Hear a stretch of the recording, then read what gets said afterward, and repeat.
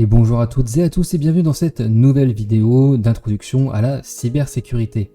Aujourd'hui, nous allons comprendre les menaces et adopter les bons réflexes en tant que simple débutant.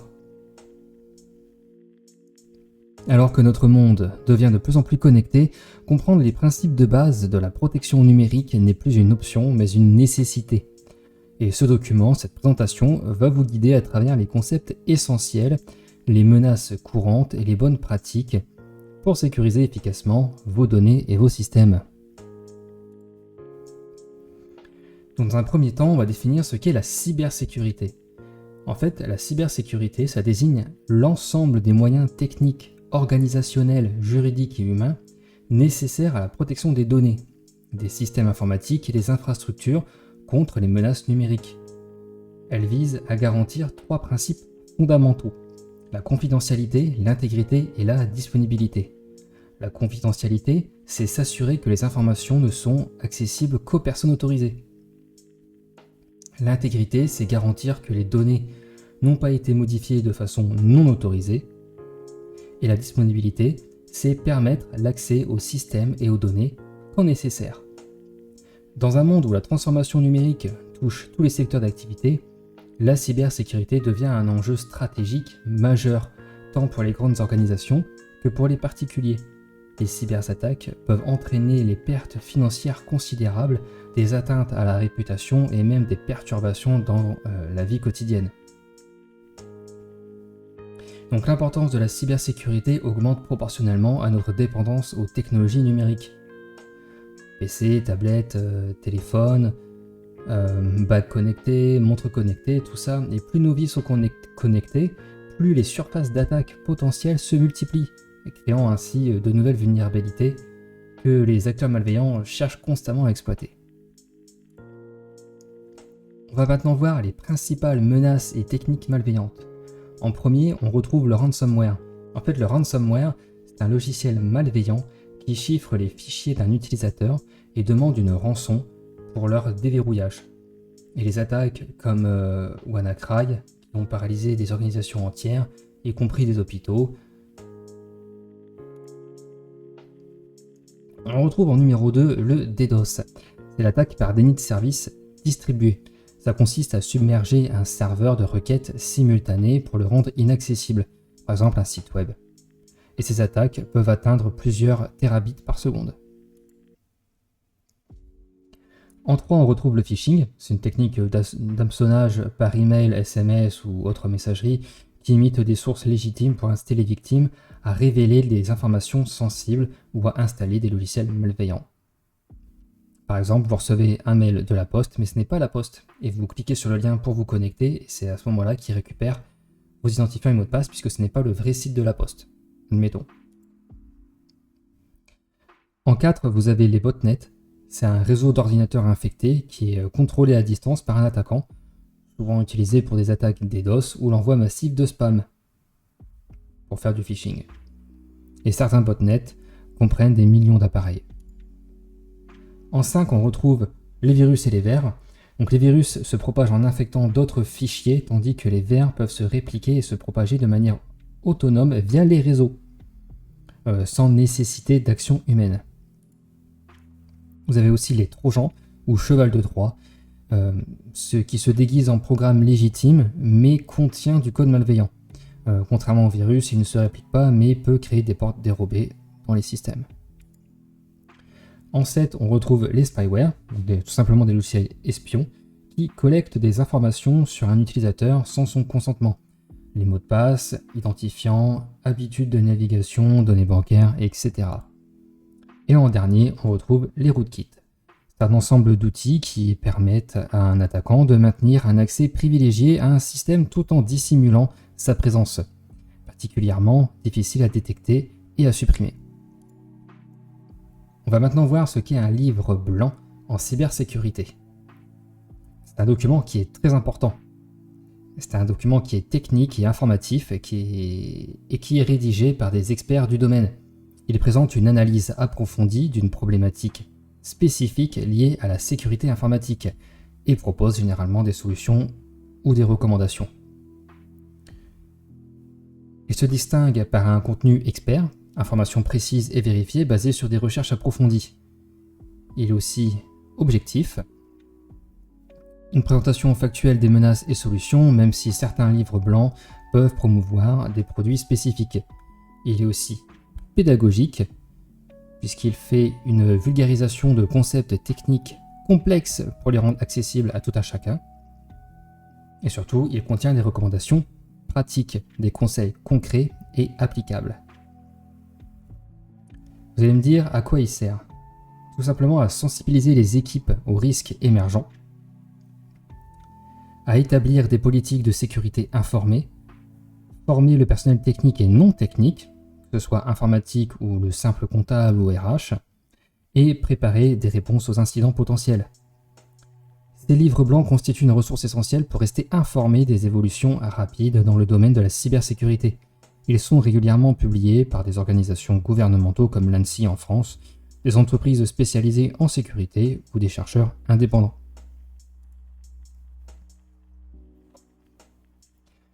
On va maintenant voir les stratégies de protection. Dans un premier temps, il faut analyser le risque. Et dans l'identification systématique des vulnérabilités et évaluation de leurs impacts potentiels. C'est très important. Cette étape fondamentale permet de hiérarchiser les menaces et d'allouer efficacement les ressources de protection. Inventaire des actifs à protéger, évaluation des vulnérabilités, estimation de la probabilité et de l'impact. En deux, on va retrouver la segmentation du réseau. La division du réseau en zones distinctes avec des niveaux d'accès différenciés pour limiter la propagation des attaques. Cette approche applique le principe de défense en profondeur. On peut voir ça avec la création de VLAN, Virtual Local Area Network, sécurisé. La mise en place de pare-feu entre segments, l'isolation des systèmes critiques.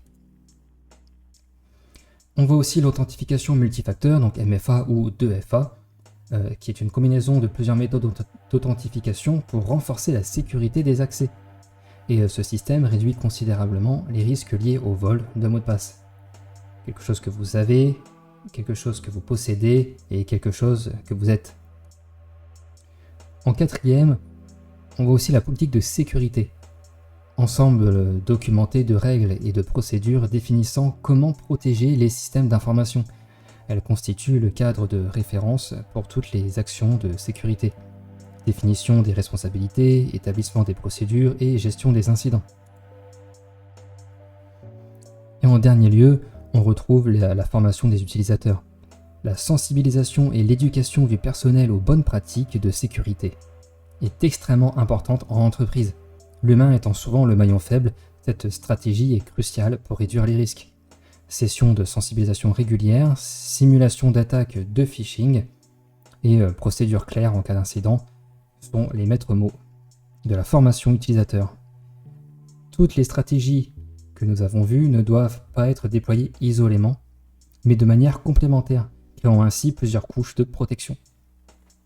L'approche de défense en profondeur, qui consiste à multiplier les obstacles pour les attaquants, est aujourd'hui considérée comme une bonne pratique indispensable en cybersécurité.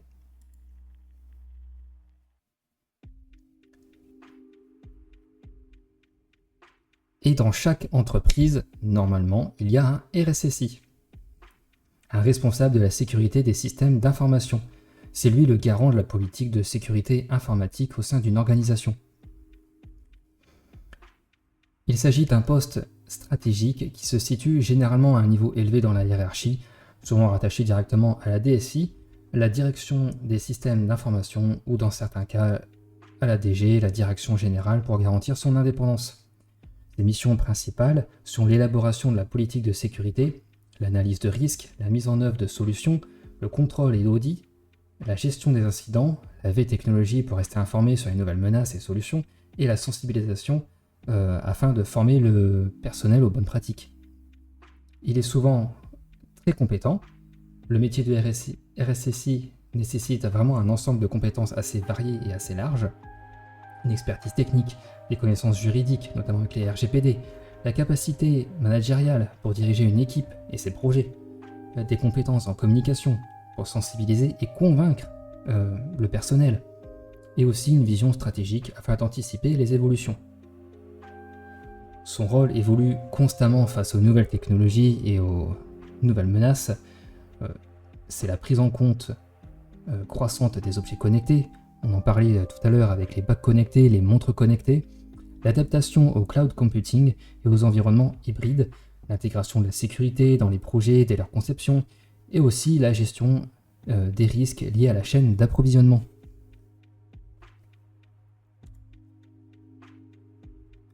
Et dans la cybersécurité, on a vraiment 6 règles d'or. La première, c'est utiliser des mots de passe complexes et uniques.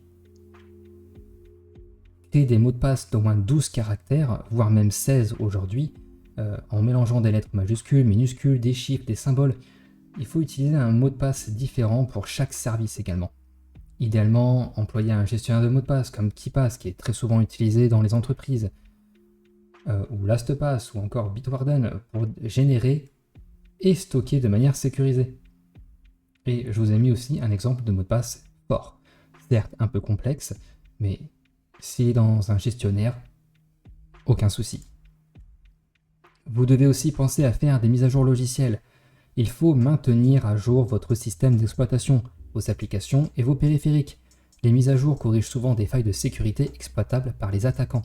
On l'avait vu l'année dernière avec les pilotes du fabricant Dell. Il faut aussi penser à activer les mises à jour automatiques quand c'est possible si vous êtes vraiment un particulier et chez vous à domicile, et vérifier régulièrement les mises à jour manuelles pour les autres logiciels. Encore une fois, si vous êtes un particulier.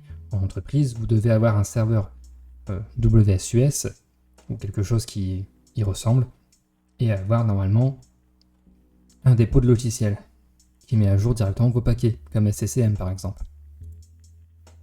Vous devez aussi effectuer des sauvegardes régulières.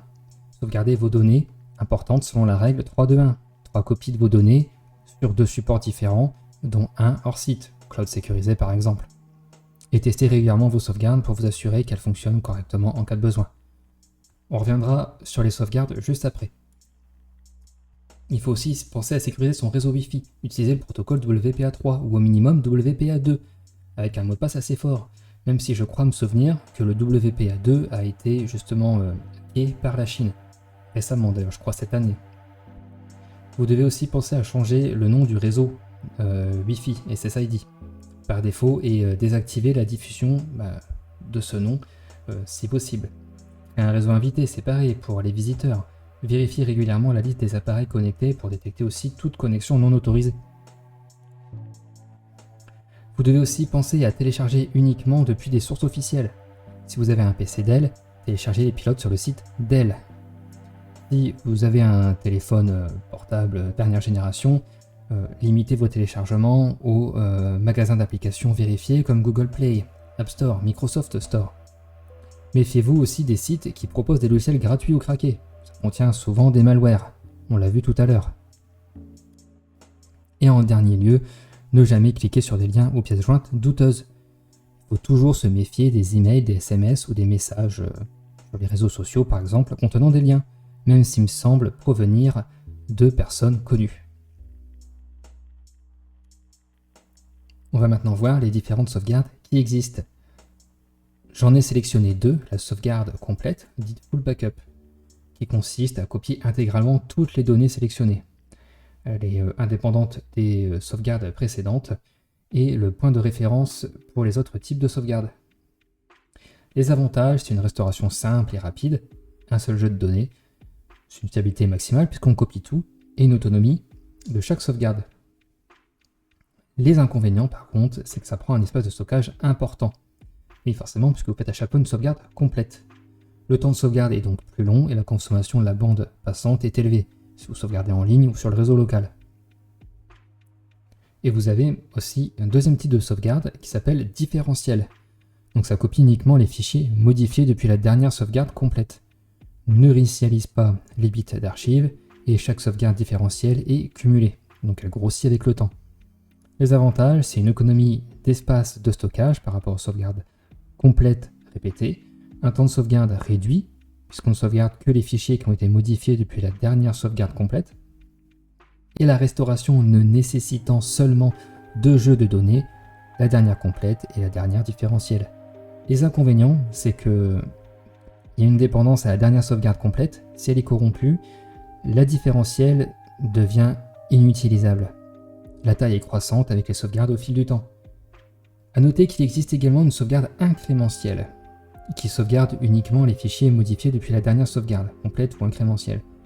Elle est plus économe en espace que la différentielle, mais nécessite tous les jeux de données pour la restauration. Une stratégie efficace combine souvent ces différentes méthodes, par exemple une sauvegarde complète hebdomadaire, des sauvegardes différentielles quotidiennes et des sauvegardes incrémentielles toutes les heures pour les données critiques. Et je précise vraiment pour les données critiques, sinon ce serait un peu trop. On va maintenant voir les différents types d'attaques courants. Donc on a l'attaque par dictionnaire. C'est une attaque qui utilise un fichier contenant des milliers de mots de passe courants pour tenter d'accéder à un compte. Il me semble de mémoire qu'il y a le fichier RockU qui doit contenir à peu près 40 000 mots de passe, je crois. À vérifier bien sûr. Ces dictionnaires incluent des variations avec chiffres et caractères spéciaux ainsi que des mots de passe divulgués lors de fuites de données précédentes, notamment avec Free l'année dernière. Les attaques ciblent souvent les services accessibles publiquement comme les interfaces de webmail, les panneaux d'administration ou les connexions VPN. Vous avez aussi l'IMSI Catcher. C'est un dispositif qui simule une antenne relais GSM légitime, forçant les téléphones mobiles à proximité à s'y connecter. Il permet d'intercepter les communications vocales, les SMS et même parfois d'injecter des logiciels malveillants. Initialement, c'était utilisé par les forces de l'ordre. C'est des appareils qui sont devenus accessibles aux cybercriminels, d'ailleurs créant un risque significatif pour la confidentialité des communications mobiles. Il me semble de mémoire qu'on peut en trouver directement sur Amazon. Vous avez aussi des attaques en brute force, qui consistent à essayer systématiquement toutes les combinaisons possibles de caractères jusqu'à trouver le bon mot de passe. Elle est plus lente mais plus exhaustive que l'attaque par dictionnaire. Avec les ordinateurs modernes, un mot de passe de 8 caractères utilisant uniquement des lettres minuscules peut être craqué en quelques heures, donc l'ajout de majuscules, chiffres, symboles augmente exponentiellement le temps nécessaire. On l'avait vu tout à l'heure. Un mot de passe fort, c'est important. Vous avez aussi l'attaque par permutation. Cette technique modifie subtilement les caractères d'un message ou d'une URL pour contourner les filtres de sécurité tout en restant lisible pour l'humain. Par exemple, remplacer les lettres par des caractères similaires, le 0 avec un O majuscule. Et ces attaques, elles ciblent souvent les filtres anti-spam ou les systèmes de détection d'intrusion basés sur les signatures. On passe maintenant à l'attaque directe. C'est une approche qui vise spécifiquement un individu ou une organisation après une phase de reconnaissance approfondie. L'attaquant collecte des informations personnelles, réseaux sociaux, publications en ligne, pour personnaliser ses tentatives. Ces attaques directes sont particulièrement dangereuses car elles sont adaptées à la cible et souvent difficiles à détecter, contrairement aux attaques automatisées de masse. Et enfin, la dernière attaque, c'est une attaque distribuée. C'est une attaque qui est coordonnée depuis de multiples sources, rendant l'identification et le blocage plus difficiles. Les attaques DDoS en sont l'exemple le plus connu, mais cette approche s'applique aussi à d'autres techniques. Les attaquants utilisent généralement des botnets, réseaux d'ordinateurs compromis qu'on a vu en début de vidéo, répartis géographiquement pour masquer l'origine réelle de l'attaque. C'est pourquoi il est vraiment très important de chiffrer ces données. Le chiffrement, c'est un processus mathématique qui transforme des informations lisibles, donc ce qui est en texte clair, en données inintelligibles, en texte chiffré, pour quiconque ne possède pas la clé de déchiffrement. Il constitue le fondement de la sécurité des communications numériques modernes.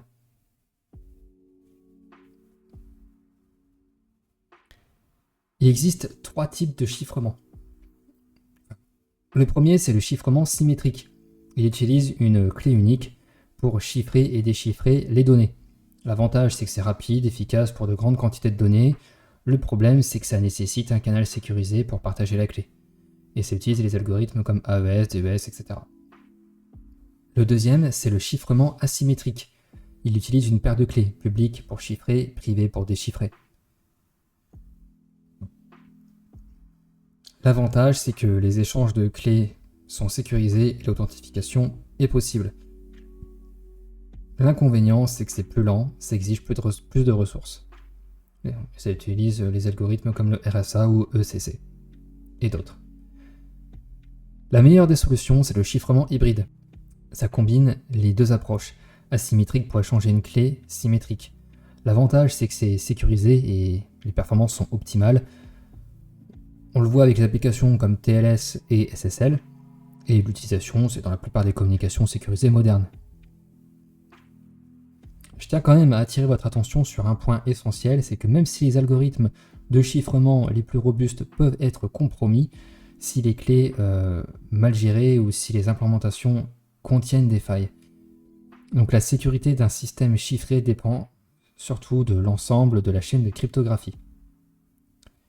Et après, on retrouve ce chiffrement dans les applications quotidiennes, comme la navigation sur Internet avec le protocole HTTPS, la protection des transactions bancaires, les messageries instantanées chiffrées comme Signal et WhatsApp, le stockage sécurisé de données, donc les disques durs chiffrés, par exemple avec BitLocker, les connexions VPN pour protéger la vie privée et les signatures électroniques pour l'authentification.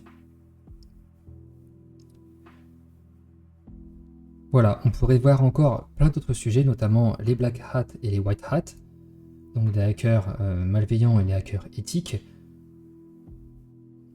On n'a pas encore vu aussi l'antivirus, les EDR, l'XDR, mais j'aimerais le garder pour d'autres vidéos. Donc voilà, si la vidéo vous a plu, n'hésitez pas à liker ou à la partager, et si jamais j'ai fait des erreurs ou ça manque d'explications, n'hésitez pas à en donner en commentaire, je suis preneur. Et sur ce, je vous dis à la prochaine.